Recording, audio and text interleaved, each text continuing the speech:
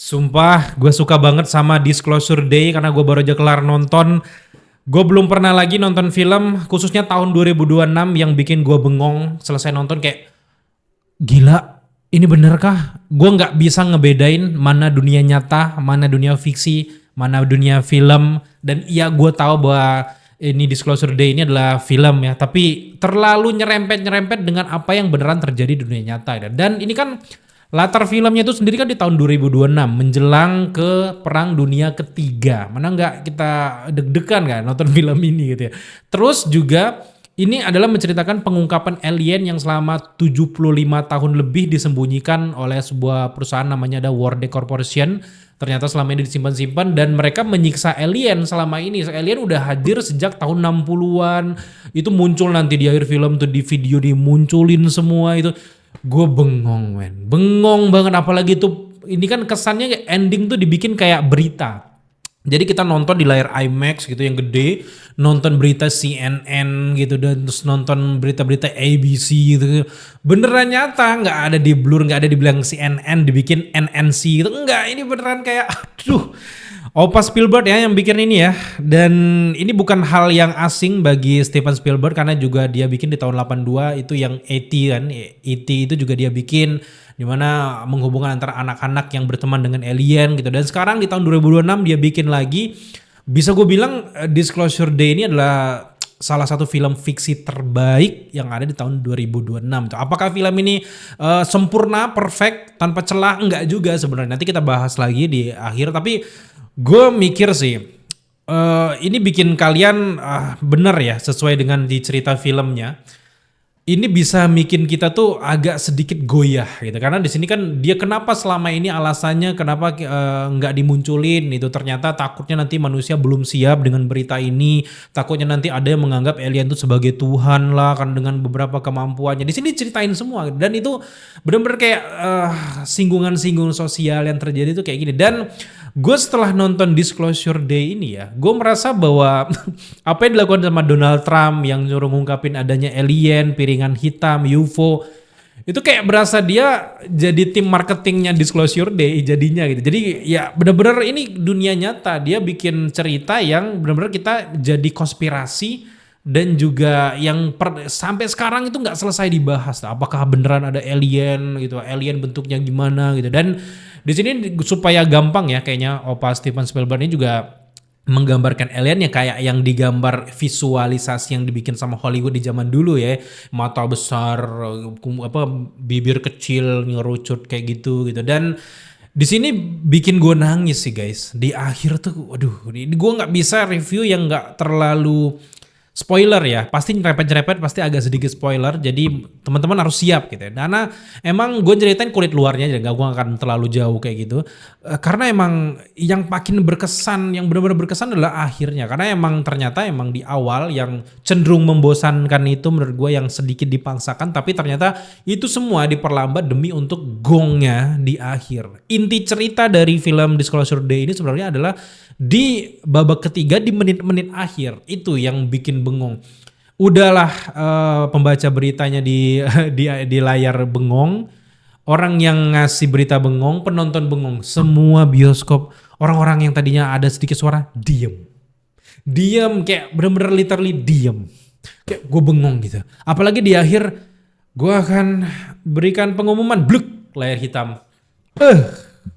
Gila ya. Gue nggak mikir segitunya karena emang gue nggak terlalu riset di awal ya. Gue nggak mau ini film tentang alien, udah gue mau tahu gitu gimana.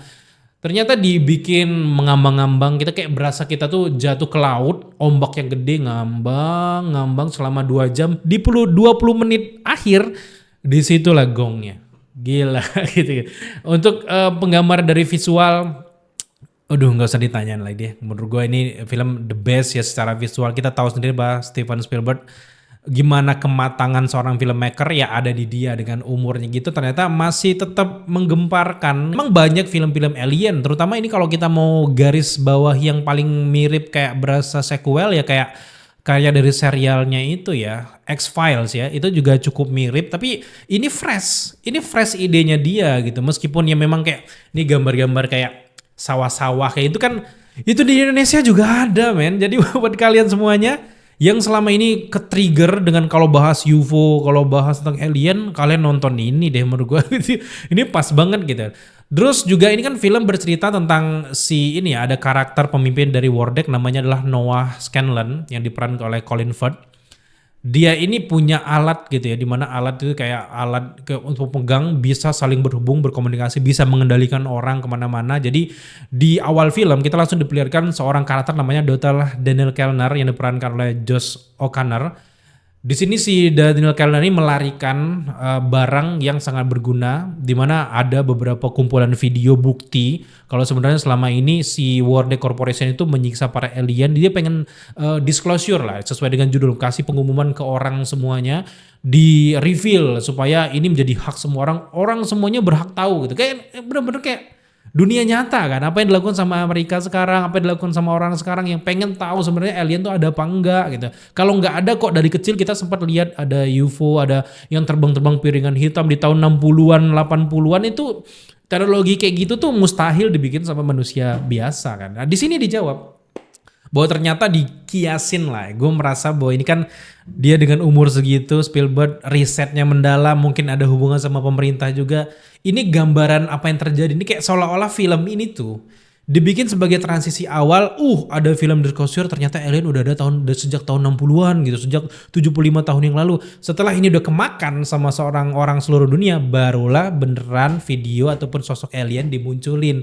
Nah, gue berharapnya kayak gitu ya. Itu yang terjadi mungkin. Kenapa hadirnya Disclosure ini mungkin di tahun 2008 nanti, 2028 ya, itu bakal dikasih pengumuman bahwa beneran ada alien sesuai dengan ada di film Disclosure. Itu yang gue anggap ya. Tapi dari awal kita melihat bahwa usaha dari Daniel Kellner ini pengen melarikan diri dari Wardeck Corporation yang mengejar untuk jangan di-reveal, itu berbahaya gitu.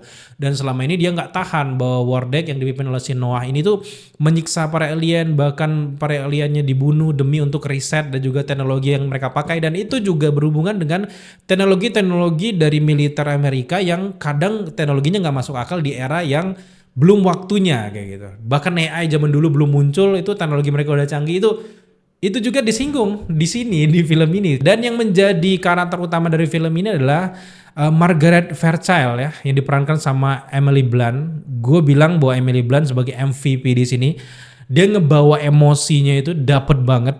Kalau gue nggak kebayangin kalau ini bukan diperankan sama Emily Blunt, gue nggak ngerti gimana arahnya. Emily Blunt memang spesialis film-film fiksi dan juga ini kan thriller konspirasi ya. Dia cocok banget di sini. Terakhir A Quiet Place kan sekeren apa Emily Blunt ya. Dan sekarang dia main di Disclosure Day yang kurang lebih agak mirip-mirip lah ya. Beberapa ancaman-ancaman ini kena banget. Dimana diceritakan dari awal dia kayak kesurupan, bisa ngebaca pikiran orang kayak gitu. Itu ternyata nyambung nanti dengan ceritanya. Gue nggak mau spill terlalu jauh ya. Tapi dari Emily Blunt inilah, karakter Emily Blunt sebagai Fairchild, sebagai reporter pembawa cuaca ini, kita dibawa ke seluruh ceritanya hingga nanti di puncaknya ternyata ruangan reporter itu berguna untuk memberikan pengumuman ke semua orang bahwa sebenarnya ada alien.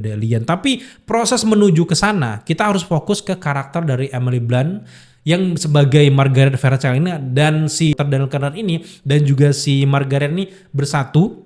Dan akhirnya diungkapkan bahwa selama ini bla bla bla bla bla dia terpilih lah itu. Dan nanti di akhir cerita 20 menit akhir kita baru bengong sebengong-bengong itu. Dan jujur ini bukan film yang sempurna ya, karena memang dari awal filmnya terlalu popcorn lah menurut gue ya. Di awal-awal terlalu dipaksakan rumit, padahal simpel banget, cuman kejar-kejaran untuk mengejar artefak ini ya, untuk alien ini, cuman kejaran kayak gitu dibikin lama. Dan jujur dengan durasi 2 jam 20 menit itu agak kelamaan untuk sebuah film pengungkapan seperti ini.